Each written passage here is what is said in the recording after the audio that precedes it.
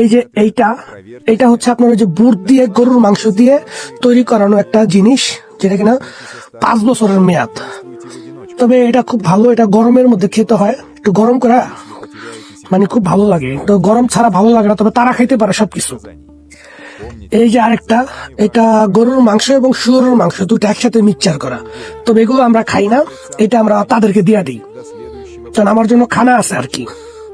দেখাইতেছে আপনাদেরকে, এই যে এটা সম্পূর্ণই গরুর মাংসের সাথে আপনার চাল দিয়ে আমরা যেমন ওই যে বানাই না তেহারি, এটা আর কি তেহারি পাক করা গরুর মাংসের সাথে।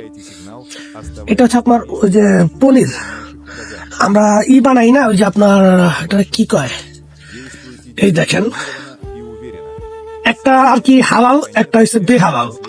তবে এইটা হচ্ছে আপনার হালাল, এইটা হচ্ছে বেহালাল। এটা তাদেরকে দিয়ে দেবো, এটা আর কি আমি